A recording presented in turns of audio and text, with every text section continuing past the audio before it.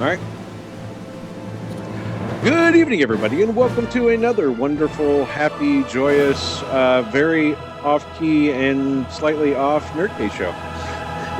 I am being joined tonight. Old Crow is back with me, and he is here on the podcast. I am really flustered, if you couldn't tell with my voice, because I have been fighting to get all of this working. Yeah, it's taken us, or I should say, it's taken Ray a bit. About 2 hours to get it working. Yeah, 2 hours. I was here for moral support. Yes. He was like, "Look, dummy, press the big button." No, the big red button. Fucking listen, shithead. Exactly. We're here. We're recording. We're live on Twitch. For those guys listening on the audio podcast side of things, yes, we are doing the live on Twitch. We will upload to YouTube later. For everybody else, we will have it on the website as well as both audio, but we also have the link on the YouTube as well. Yeah, I am completely brain fried right now, fighting with audio and getting virtualization, because if you guys don't know, I cannot do anything simple. I had to overcomplicate everything in my life, story of my life, and so I am multi-track recording while also having independent audio tracks into the OBS. Yeah, there's a lot going on, and it just took me 2 hours to get it all configured, and I just spent the last 30 minutes trying to get the virtualization on your voice, being as it's like rather than have a static image. Yeah. All right. The music's kind of loud in my ears, so you'll probably hear me getting a little distance off. I'm still got to figure out how to make the game audio level balance a little bit better. Anyway, so for the indie spotlight of this episode, we are playing Wizordum. Wizardum? Isn't it Wizordum? I've been saying Wizordum. I haven't actually heard anybody pronounce it. Okay, so this is a game that is going to be coming in early access. Right now, if you go to here, you look here, Emberheart Games. They're on Discord and they're on Twitch. I think they even got a Facebook page. That's what I've been kind of harassing them down on their Discord. They have a. I refuse to call it X. They have a Twitter as well. They have a Twitter. Yes, but needless to say, I came across this a week ago. You told me about it last week. Yeah, and so last week I ran across it and I sent it to Old Crow, and Old Crow was just like, "You tried to claim first on a game that I sent you a link to, you jerk." I played it before you did.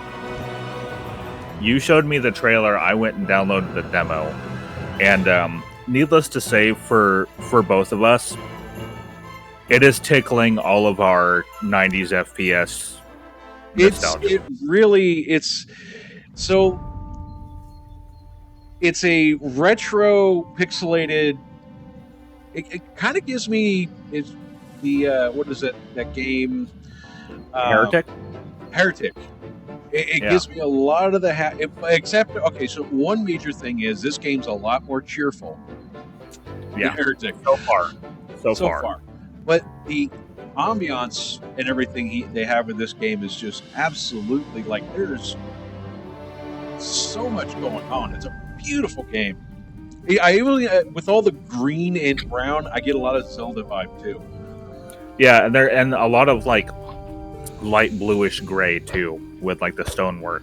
To me, it definitely, if anyone, any of our older listeners are familiar with old Apogee games like Commander Keen and stuff like that, you can tell right away that this is, because this is published by Apogee. It's not developed by them, but it definitely has that distinctive Apogee game look to it. Yeah, and this is one of those games where you're going to they did add it. So one of the recent updates today was something they added was a lot of people didn't like coming over in these bodies that are laying around. you know, the people didn't want people to come over, you know, do this. So they gave the choice of you can just click on the body and loot them without destroying the body. Yeah. For the rest of us, it just gave us the option of doing both. Yeah. Now this isn't the only thing they added in this demo. What else did they add? So go back and if you look at the ground out there, I don't remember these being here last time, but there's little mushrooms on the ground. Yeah, I noticed that. Yeah, I was going to say something, but I was in the middle of talking. Yeah, they added a little bit more ground clutter. Yeah, press tab or whatever your map button is. Oh, you automatically have it now? Yeah. There's a new map you can find though that will, if you can find it, it'll show you where secrets are roughly. It won't show you exactly items how too. to open them. Yeah, there are new items. Ow! He's touching me. You can empower your mace now. Oh, can you? Is there a charge? Yeah. Yes. No, I don't have a charge yet. Well, you have to pick up those little horned helmet icons. Those empower you. That's what those are. Yeah, and you'll be able to tell when your mace is empowered because you'll get that blue glow that you've probably seen in some of the screenshots. Whenever you hit an object, your charge does not go away, but whenever you hit an enemy, it eats up 5 of those magical orbs or whatever, mana orbs, whatever they're called. Okay. And you always want to look for little cracks in the wall like this. Yeah. And it is, I believe it's automatic. So once you start picking those up and activate it, it's on. Come here. And it'll always automatically turn back on. So I can pay attention to what I'm doing here. Ow! What, I didn't see what difficulty are you on? The third one down. Oh, okay. So it's a little bit more difficult. Yeah. So yeah, see how your mace is glowing now? I thought it was my personality. No, that's something else entirely. So yeah, and the funny thing about this game is there's just so much, a ton of secrets, and I don't even think both me and you have been working on them. So the update added a bunch, and hello Firewall. I did. How do we do the charge up? It's on automatically. As soon as you start picking up those crowns or whatever, your charge is on. You can see it on your mace. So as long as your mace has that glow around it, the charge is active. And you'll notice it'll take 1 or 2 less hits to kill stuff. Oh, finally found the. Oh, and there are. So I was playing a little bit ago. Uh-huh. I was able to find all 9 secrets in this level. Oh, you hacker.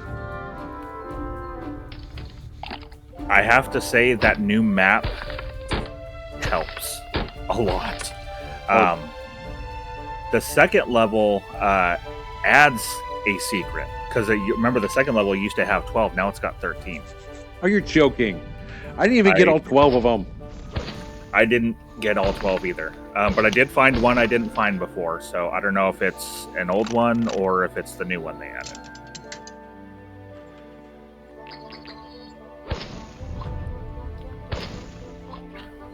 But yeah, no, there's some nice little quality of life things. They have added new items.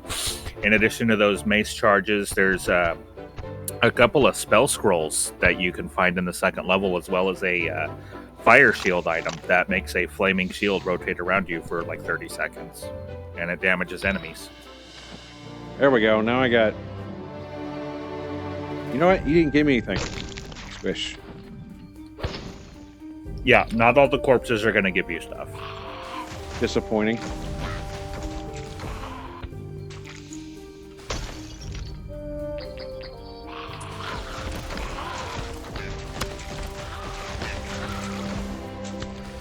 So, but yeah, it definitely has that that bright, clean Apogee game look to it. It does, and honestly, like we started playing this game, and just as you can tell, we got addicted pretty quick. It's it's been a lot of fun. Yeah. And let's today. Search. Is, today's date, 27th. So the game release it's going into early access, but that releases in 2 days on the 29th. So right in time for the end of the month. Now I did hear that he did give out some review keys early, which I didn't ask him for, but I was still like, I kind of wanted to, but I'm just not. I don't know why. I'm just not that way. I'm not going to ask. Oh, hello. Where are you? I heard you. Oh, yeah, and there is a review embargo until I think at least until the 29th anyway. Now they haven't posted anywhere how much the game's going to be, has they? I should have asked him. But I did look at the history of most of their games are like $5, $10. Yeah, something like right around there. So it's very, very low cost game. That's the best way I'm going to put it. Honestly, if this game does come out at $10, it's going to be an absolute steal. If it comes out at $20, I'll still pick it up because there's a lot here. Suck fireballs, chunky. Yeah. I don't know how soon they'll answer, but I did just ask in the Discord if they can if they're able to let us know how much the price will be or not. There we go. I knew there was one in here. But yeah, there is a person that on the Discord who had mentioned that they did get a release key. Yeah, I'm not. I'm one of those few. I'm one of those I won't ask. I don't know why. I just don't. Yeah. I mean, because I kind of want to pay for it. You want to be surprised too. Yeah, and I mean, yeah, absolutely. Come on, suck. Come here. To the face. Oh, and I found out the orcs and goblins can go between those pillars. Really? Surprised the crap out of me because I had one do it earlier today. Give me.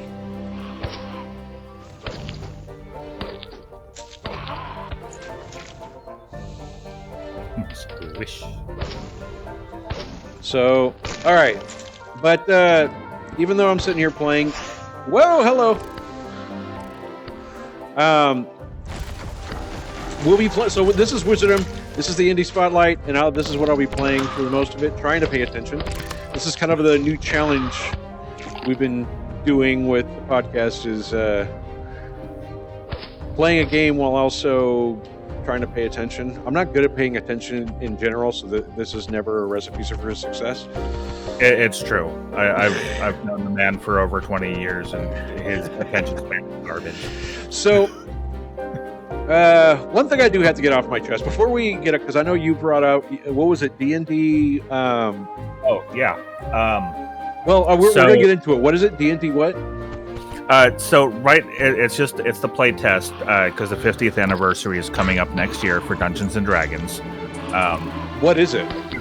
Wizards of the Coast has been working on, they haven't called it this, but it's essentially edition 5.5, kind of like how 3rd edition had 3.5 to kind of clean stuff up and streamline things a little bit more. So this year they've been doing playtest packets. They've been calling it 1D&D, and I think at one point this year they dropped the 1D&D moniker. It's supposed to be they're just calling it 5th edition, but come on, we all know it's 5.5.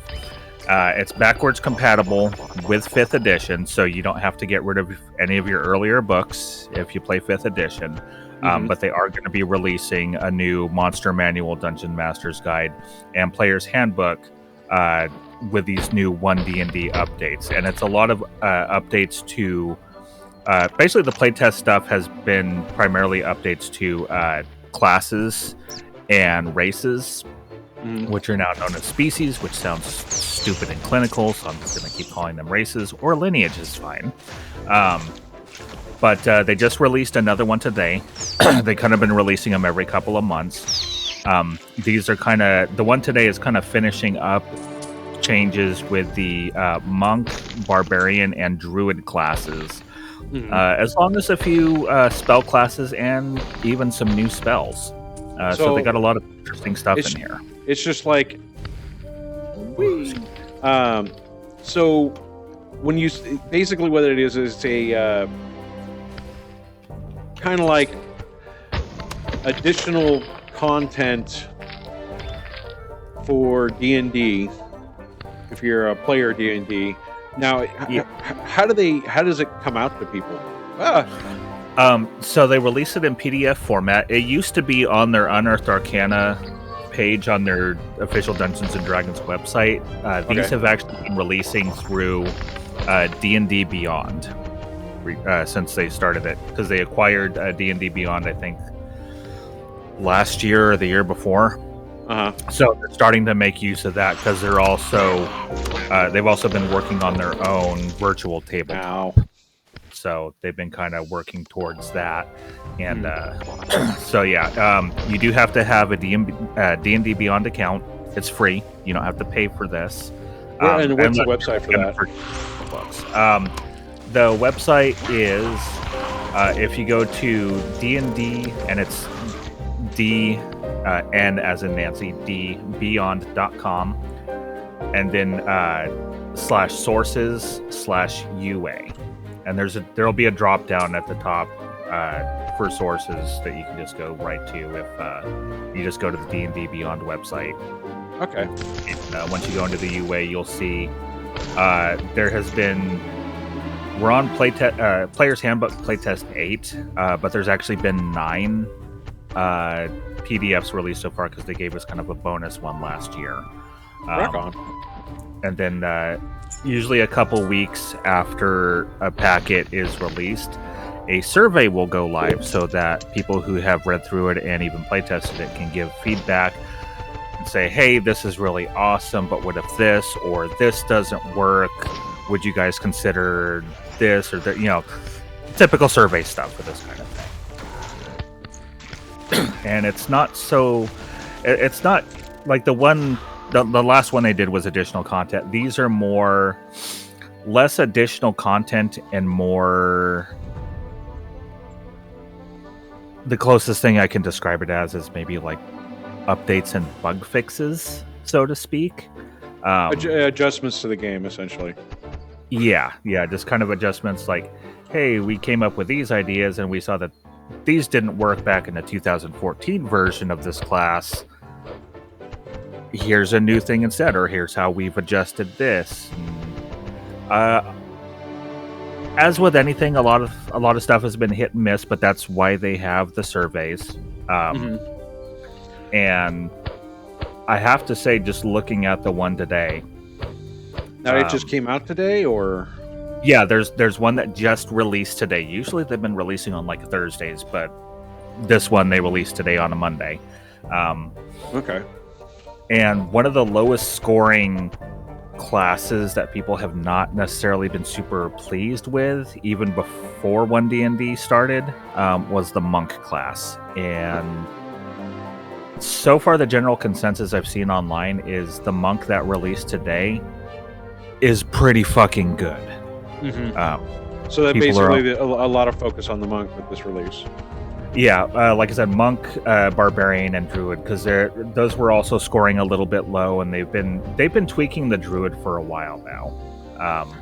So whenever they do these and they finally say, "Yeah, this is all good," do they eventually get rolled into like the next release, or when they update the books are updated, or is they added in as a? So like if they get to a point where they're completely pleased with how the class is now in playtest, they won't do any more playtest packets, and we can expect to see them when the 2024 version of the Player's Handbook releases. If there's still things that they feel need tweaking and they want more feedback on them, then they will likely go into like they would be in the next playtest packet. I don't necessarily know that we'll be getting any more playtest packets this year, because the playtest stuff was only supposed to go for a year, and the books are supposed to release next year. But we'll see what happens. And if you subscribe to the or even just check out the Dungeons and Dragons channel on YouTube, typically the same day that they release these playtest packets, there'll be a video with Todd Kenrick and Jeremy Crawford talking about this new playtest packet, and they'll also do videos talking about survey results from previous playtest packets, like this is how this did, and it's up here, so maybe we'll tweak it a little more, or it's in a spot where we like it, so on and so forth. All right, we'll have links up on the show notes as well for those of you listening to the audio podcast. Now, what are the major changes they've like? Are you allowed to say, or is it kind of we released it and? Yeah, these like I said, all you need is a D&D Beyond account. There's no NDA for these. Okay. It's public info. Anybody can download these and play test them and talk about them. A lot of the major changes, there was a lot of spell changes, a lot of stuff with the Barbarian kind of focusing on some of their base features. Like there was one ability that got changed completely, which is cool. If anybody's familiar, the Barbarian, what are Barbarians known for? Rage, Hulk smash. Rah. Yeah. But you can only do that so many times per day. Oh, okay. Now though, when you finish a short rest, which is typically an hour in game, and if you never play D&D, no, your dungeon master will not literally make you wait an hour. But I don't know. I've known a couple of D&D masters that were. That's what the book says. I could kind of see Eric doing that, but well, we don't want to call anybody out. I mean, come on now. Yeah, Eric. No, I don't think he would do that. But like now, you can regain one use of your rage feature when you do a short rest, and that's really great. Barbarians are your big hit like a truck guy. They didn't get a ton of changes. The big one has been the Druid and the Monk this time around. Mm-hmm. The Monk especially, because they've really been trying to fiddle with the Druid's wild shape ability where they turn into an animal and make it more appealing. Yeah. And, I mean, especially after we saw the Dungeons and Dragons movie, a lot of people are going to be like, I want to do that. Don't blame me. Rules as written, you still can't turn into an owlbear. Sorry, guys. Rude. Unless they decide to change the owlbear from a monstrosity to a beast. If that happens, is a monstrosity.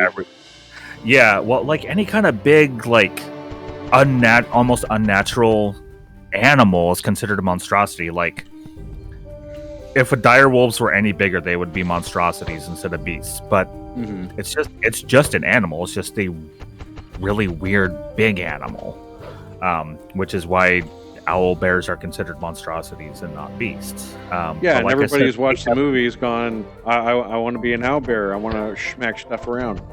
Yeah, I don't even play druids, and I want to be an owl bear. Exactly. It's just badass. But yeah, they've been tweaking a lot of that while you're like transformed into your animal forms. They've improved it a little bit more too, because their initial one for this play test was like, here's a shitty template you can use when you transform into an animal, and everybody looked at it and was like, what is wrong with you? Because the templates were horrible.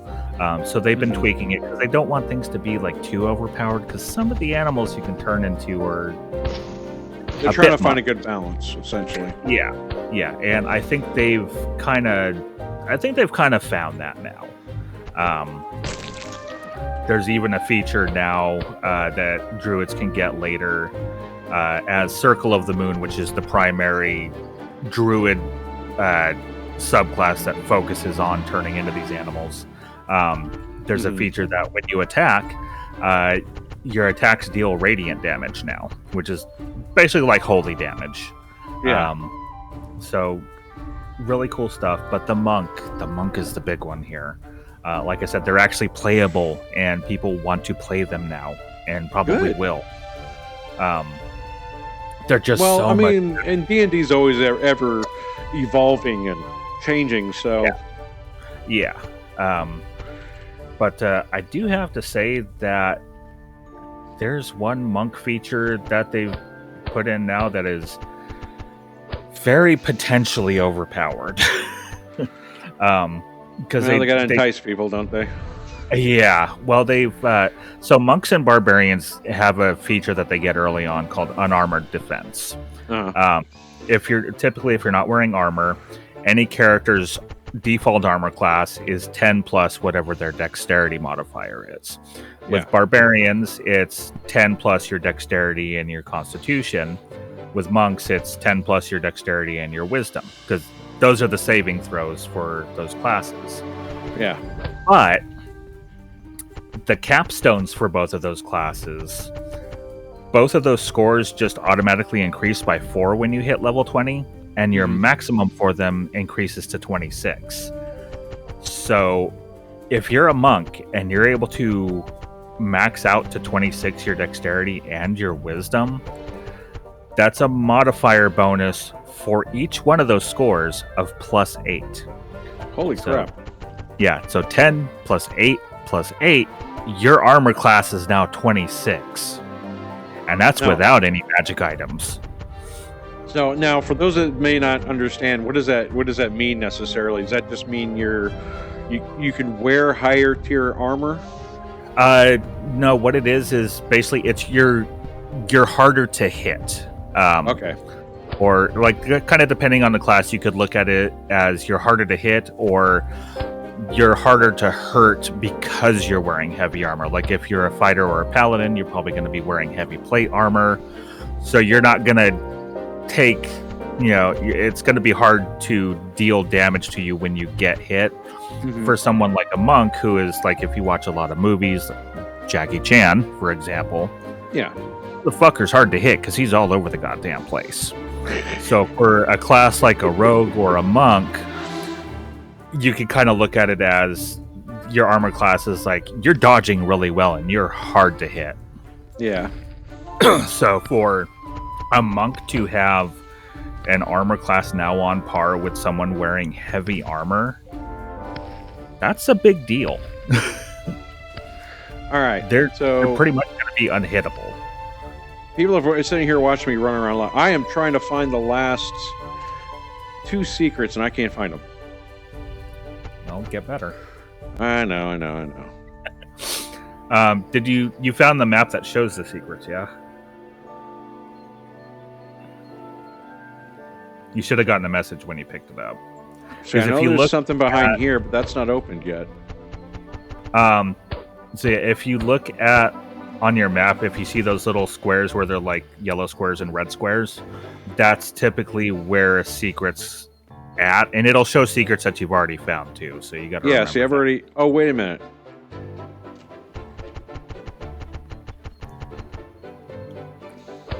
Yeah, so this is one you found already. Yeah. Did you find your way to the Cloak of Invisibility? No. Okay. That's what I've been trying to. That's one I know I haven't gotten to yet. That you got to go downstairs into one of the dungeons. So that is. It's not here. Wasn't there a door over here? No, there's not. I know there were some stairs going. So it's not. That goes up. Yeah, it's not in this room.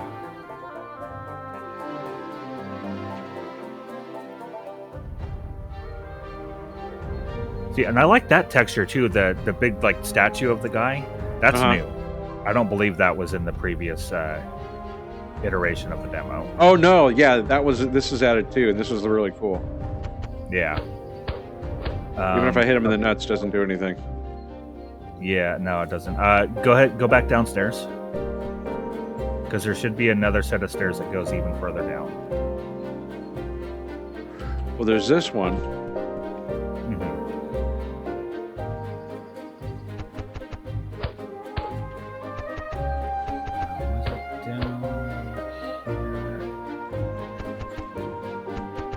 clicking all the things. Yeah, I don't think it's in this room. Oh, there we go. Finally. Ah. Aha.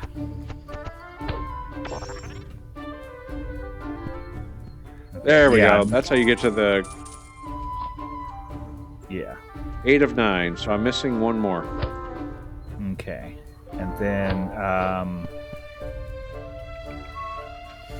did you find your way into that other outdoor area where the switch is? Yes.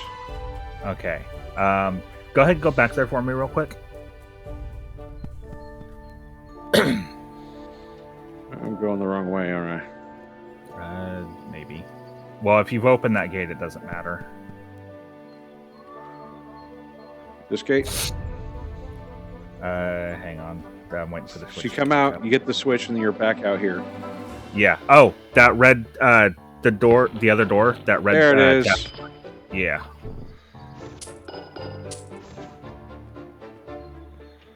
And that should give you 9 of 9. There's a couple of enemies missing, so now I gotta go. Geez, where am I gotta go now? Yeah, well, there'll be... I know there's one enemy that'll teleport when you get to the final room.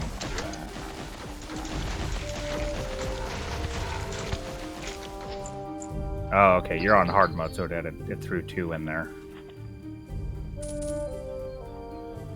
See, on the first and second difficulties, there's only one guy. Blew his eye out. That took me way too long to find all those secrets. Hey, and you still did better than me, because I think there was like 1 or 2 little treasure items I missed. I only got 96% on that. Like, look how beautiful this game is. Those of you guys watch on the video get to see this. Those you haven't watched on podcast, like I said, the YouTube video will be up here shortly, and yeah. For those of us that are in Twitch. So... Yeah, Paper Zombie is watching, but I guess Twitch wants him to verify his phone number, and he's like, nope. This is just... Oh, there we go. Right off the bat. Was this... Did you find the secret before? No. Wait, did I? He hid it behind it's probably the crack is behind it where you can barely see it. I don't know if I found that or not, because I remember picking up a scroll. No, I don't think I did. I think I got it's right here at the beginning. Yeah, I don't remember if I got that. I did pick up a scroll of Hellfire, but I don't know if it was that one. Damn it.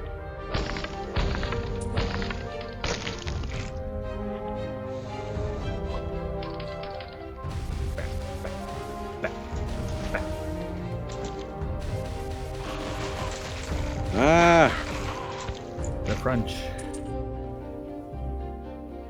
So yeah, Oh, one other nice thing they did here too. When you get through that fence to destroy that first orb, oh cool, they added the freezing effect for the rod. Nice. Yep. When you destroy that first orb, the part of the fence also goes away, so you don't have to go all the way through the building again. But that was a really nice little quality of life thing.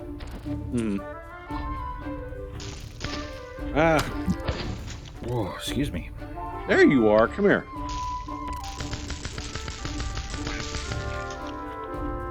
Whack. That is satisfying. It is. I love that the freeze effect is in now too. That is so cool. He's done an amazing job with this game. It's a single dev. Oh, really? I think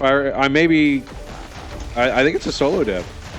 He's got several, or I could be wrong. I only talked with one person briefly, a couple of messages on Discord, so I don't want kind of false assumption that there's been a long dialogue. It was just, I sent him a couple of messages. I'm pretty sure he thinks, who is this weirdo messaging me? Right. Which I get that a lot. Stop me on the internet. Yeah.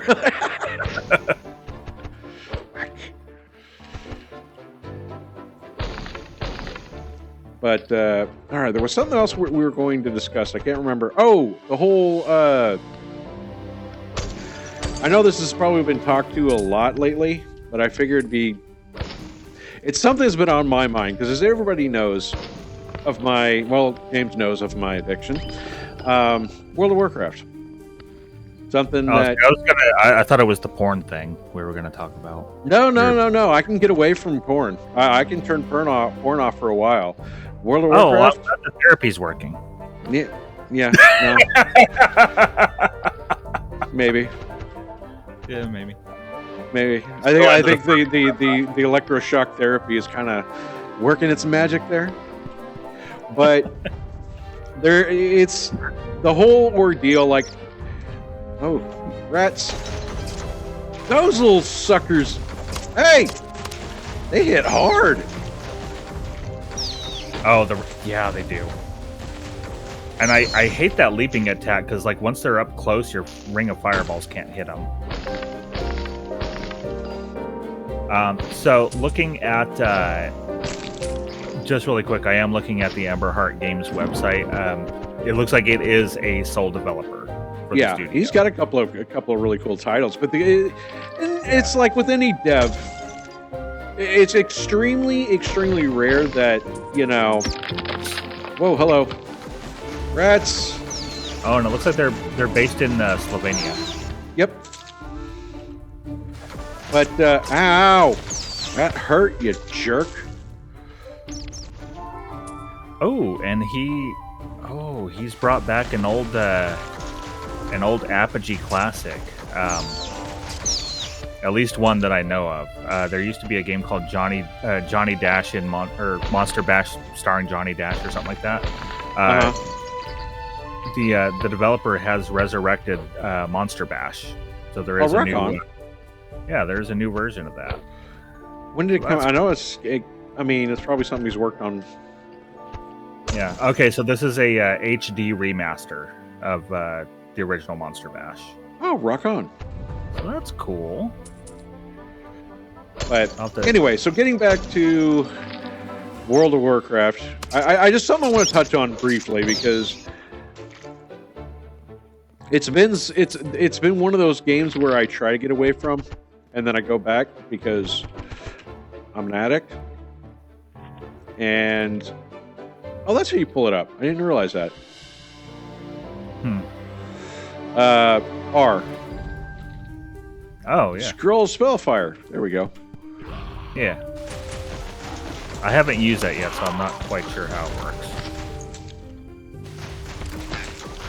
But okay, so you were saying. So, I've a lot of people have kind of gotten tired of it, or they've kind of stopped playing to play Classic. Classic's been a really big thing for a lot of players who got tired of the main story because retail is kind of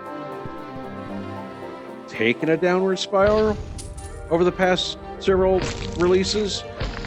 Yeah, I think that kind of started with Shadowlands. No, it started a lot sooner than that. I mean, we're talking.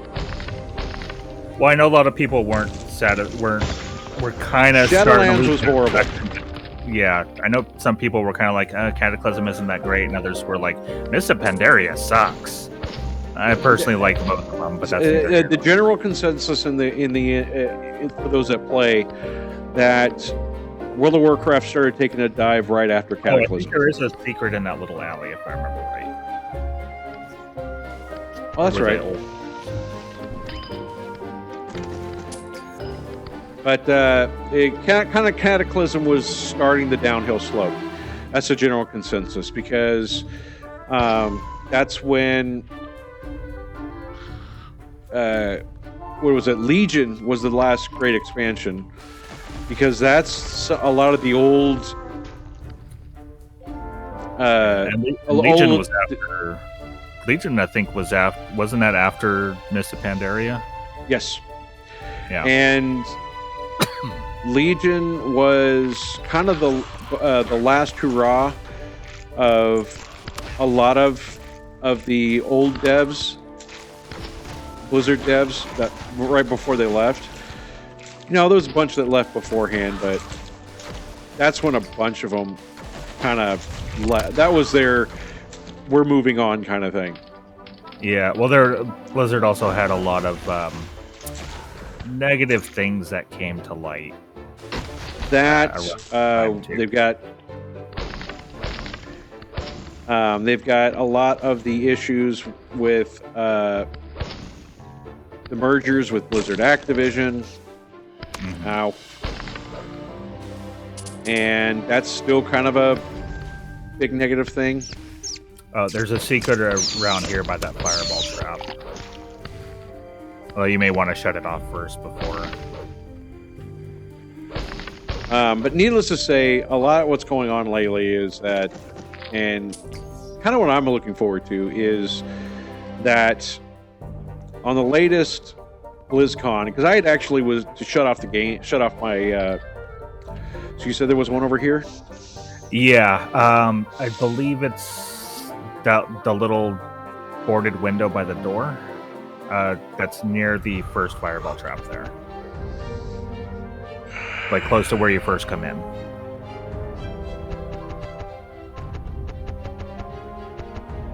It's on that wall. Yeah. Got it. So if those not to me or understand that Blizzard was recently that the acquisition finally happened for Blizzard Activision, now Microsoft owns it. And Microsoft tends to be very hands-off, but I got a feeling from the feel of it, I think it was Phil Spector. Is it Phil Spector?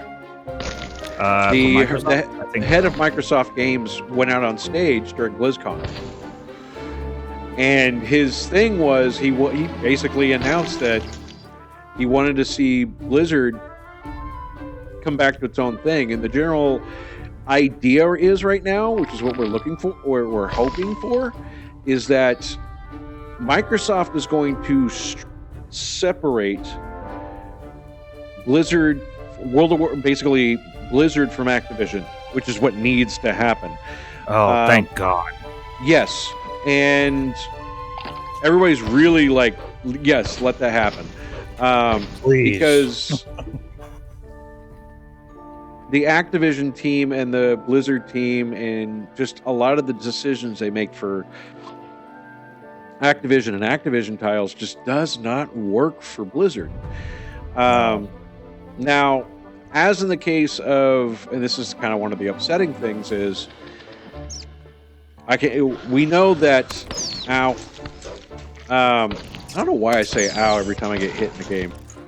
I do too. It's the thing.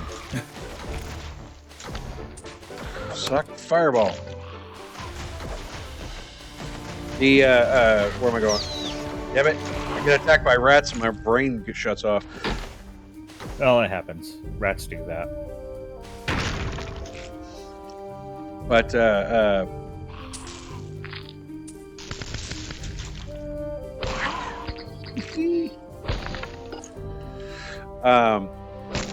so what was I saying before I got sidetracked?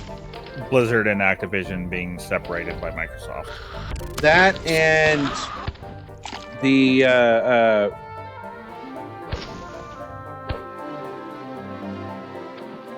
I know, and Microsoft knows that they need to do some change because Blizzard's World of Warcraft and its IPs have kind of taken a dive. Now they've made one really smart decision, and I'm not going to lie, this is how what sucked me back, because I was like, I'm done for a while. Is Dragonlance just wasn't it for me. It's not been a great expansion. I mean, it's decent, but it's still a lot of Activision. It's more Activision than it is Blizzard. Yeah. And I believe there is another secret in this room too. Got it. I got the piglet. Boink. So one of the things they did was a while back they brought back what's his name? I know who you're talking about. Yeah, I can't remember his name. Chris Metzen. Chris Metzen, thank you. Mr. Metzen, Crackhead Metzen. Or Crack Dealer Metzen, basically is what I'm calling him. Because... sounds like a crazy old guy down the street. I'm Crackhead Metzen. Dude, he got on stage and I was just excited again. And I don't know if you heard, I know you've been kind of avoiding the whole Blizzard World of Warcraft because I know you've been trying to stay away from the game. There was, and I know they've been doing better, but there's just been a combination of reasons why I don't touch Blizzard games with a 10-foot pole anymore.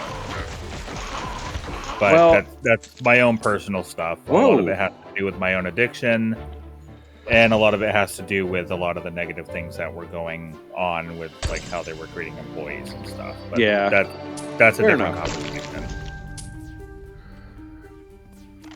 But continue. So the Chris Metzen gets out there and he does the Metzen stance and goes on there and just Metzenizes the whole thing, steals the show, and of course I can't do anything but turn my account back on because Almighty Metzen has deemed it so. And that freaking crack dealer.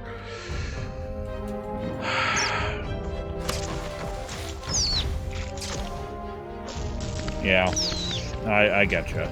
So essentially what's going to happen is instead of announcing one expansion, because he's lead creative director, I think it is. Where he should be. He is. And instead of one expansion, he announced the next 3. Oh, wow. Yes. He basically announced a saga. The next 3 expansions are going to be, in a sense, linked together. Okay. And one thing about him is he's like, we've got all this that we've built up over the years. Why aren't we working with it? So we're working with it. Well, he's, we've had the huge sword in Silithus. Mm-hmm. And we're like, why are we not talking about this stuff? And so that's what's going to happen. Yeah. We're going to go underneath Azeroth, and it's going to be the War Within. And the next couple expansions are going to be a saga. From the videos, it seems like we're going to get more classic World of Warcraft going. And it was just like, yes, everything we need. Yes, the new cinematic came out, and it was simple but powerful. Maybe those fucking portals will finally get used. What's that? I said maybe those fucking portals will finally get used. No. We already know what's going on with this. Remember, the portals were all for... You're talking about all the dragon portals around the Azeroth, right? Yeah. Those were originally, if I remember correctly... like Emerald Dream stuff. Yeah, and we just did the Emerald Dream. They kind of ruined that. Well, it's not like we can't go back. I mean, we went back to Outland. True. And we did I want to see what this thing does. More dragon shit. Oh, those are... yeah, those are grenades. I wonder what this does. Oh, it kills me. Yeah, it's grenades, as you discovered. That's hilarious. Well...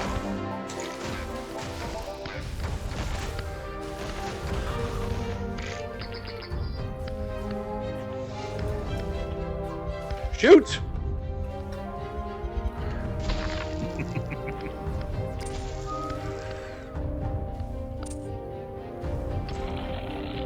Oh, that switch by the door will let that orc out. And I think there's a secret in their cell. Yep. Damn it! Well, it did it. I suck with these grenades, don't I? Yeah, just a little bit. I'm not doing so good. So yeah, when it comes to World of Warcraft, getting back to that topic, man, this is not easy trying to do this, and I'm kind of really looking forward to it. I still see right here. They've already explained, and someone went out and explained, and it's kind of this big deal now. The microtransactions are here to stay. They're not going away. And did you hear why? So, well, with the World of Warcraft microtransactions, those were never any sort of pay-to-win thing. Those were more cosmetic in nature, generally. Yes, but you know that why they keep trying to do a little more, right? Yeah. No, you heard like the what is it? The Spectral Horse, the very first one they released. Yeah. Did you hear about that one? What happened?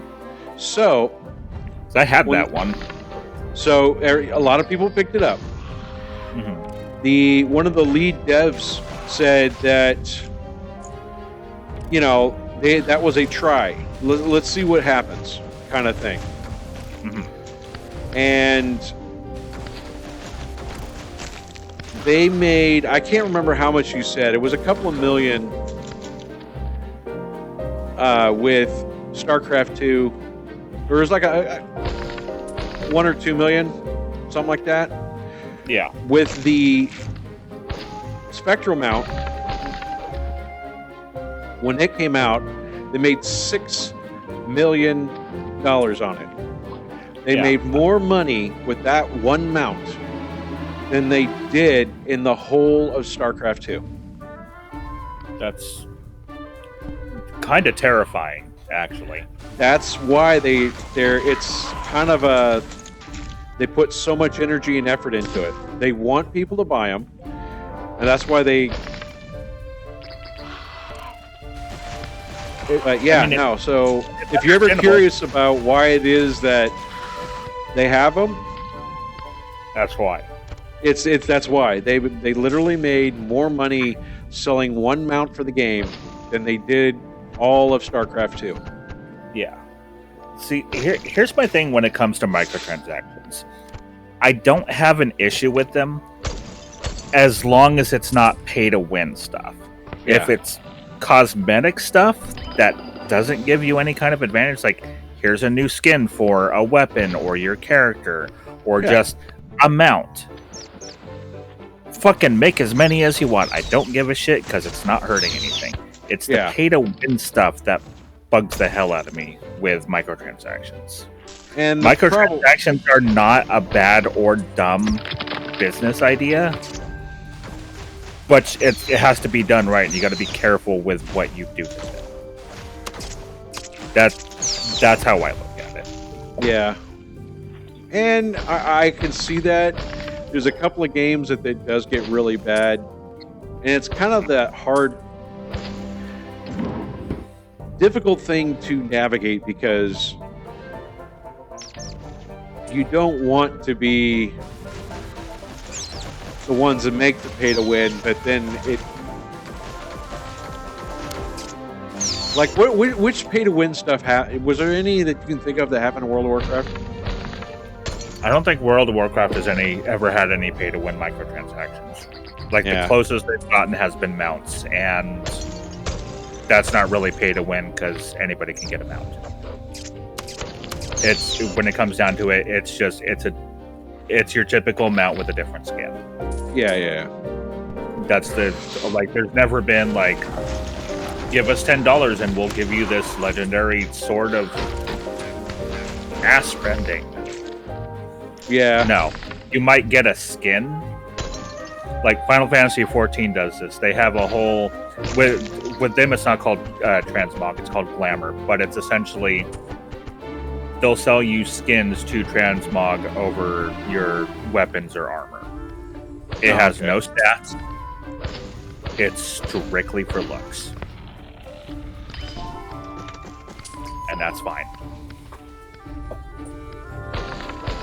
And I think that's one thing World of Warcraft's always been relatively good about. The only thing they haven't been really great is their content.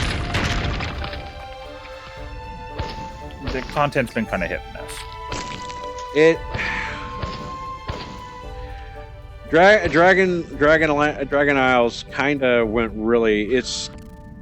I'm not gonna lie. I was really upset when it first came out. A lot of people like, oh, you can do this dragon riding, and the dragon riding is so cool. And I was like, no, it's not that.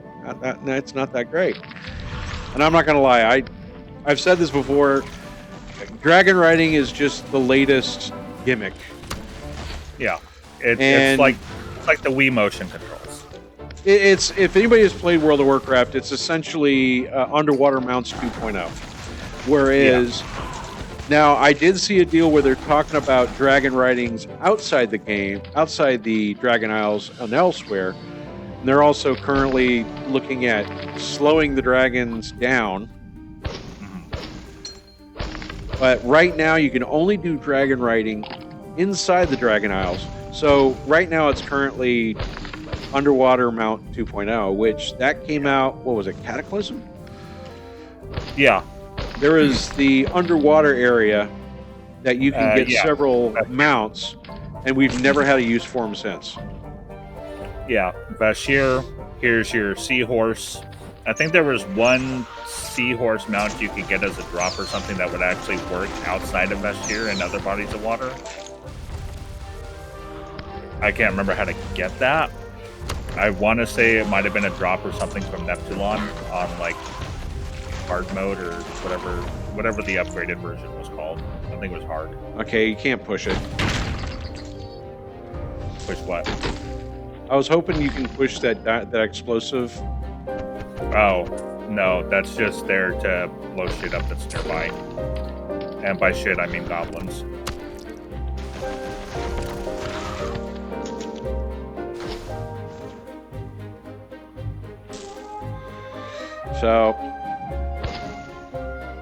So far, the only thing I don't like is how they're pricing on certain things. Yeah. Like, the realm transfers, like, a pretty exuberant amount. Isn't like 20 or 25 bucks? I know mounts are that much. I don't know about... Yeah. Oh, you son of a bitch.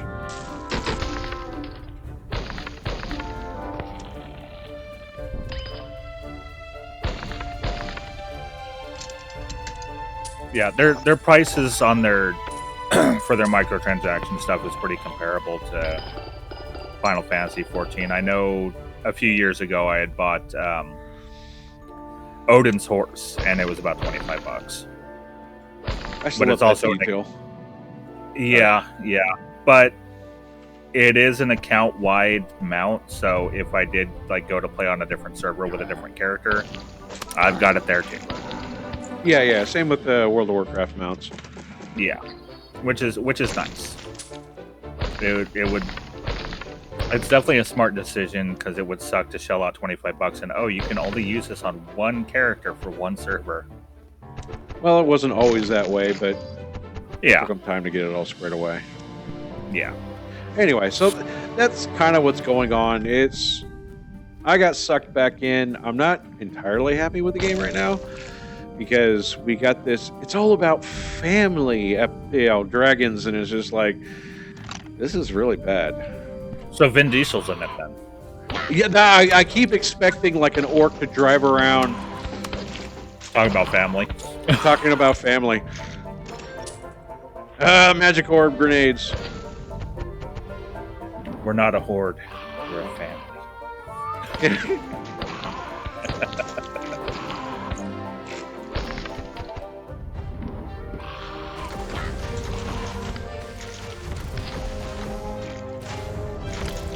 Next World of Warcraft expansion will be World of Warcraft Fast and Furious.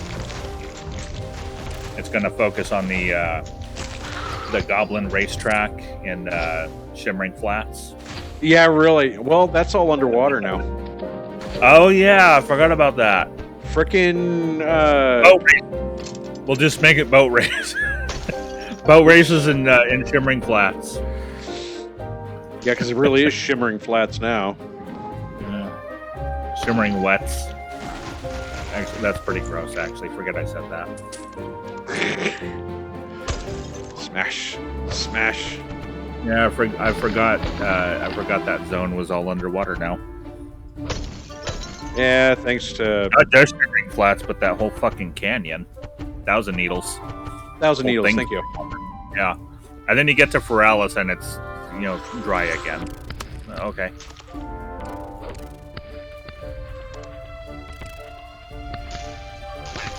That I have to say that is one thing that I liked about Cataclysm. It was just a whole world of people and how it actually changed things. I thought that was pretty cool. Mm-hmm. Well, we're about to get a bunch of more changes and stuff. Like I said, with the war within, he really wants to bring. We'll see what everything is going to bring back. So far, we have only gotten a slight taste of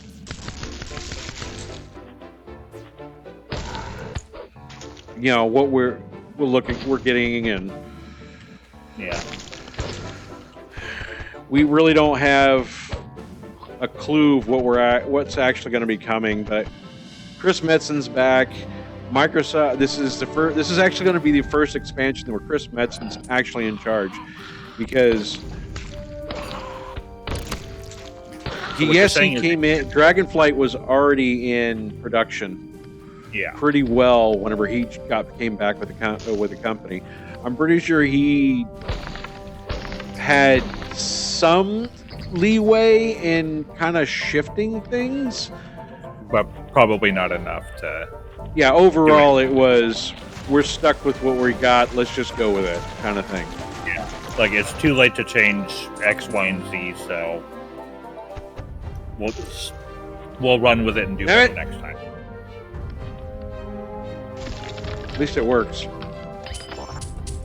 Yeah. You are fucking dangerous with those things. And your point is? Being more dangerous to yourself than to the enemies. I don't know what you're talking about. Ow!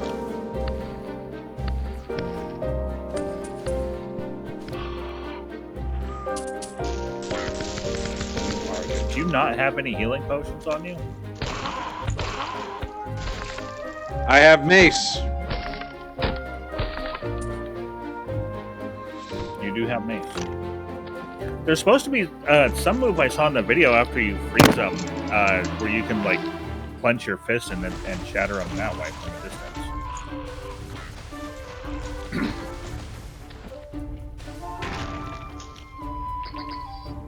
I make it go explode.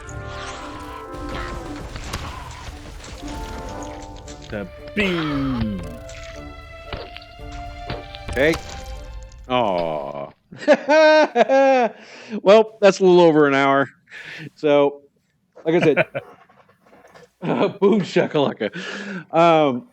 Thank you guys all for tuning in. Yeah, this has been Wizordum. Emberheart Games is the maker of it. And yes, I have failed because I am not really that great. I don't care. You died. Yep. Definitely go get it. Like I said, you can download the demo right now for free. Yep. It's on Steam and GOG. So, whichever. On GOG. I didn't notice about that. Anybody don't know, GOG is GOG.com. Yeah, good old games. So, go check them out. Definitely worth the play.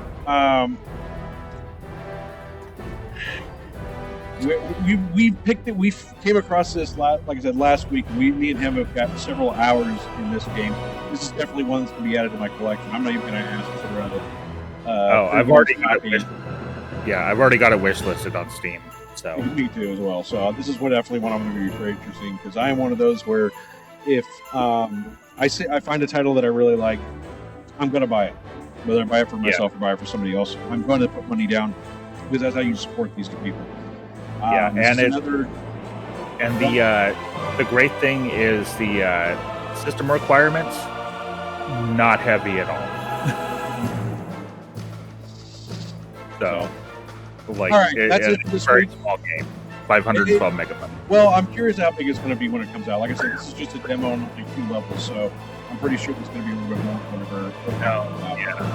Yeah, true. Anyway, We'll see. thank you guys for tuning in. We ran a little bit long, but that's okay. This has been a lot of fun. So, see you guys next week whenever we figure out more to do. So, Yep. See you guys later. Thanks for watching.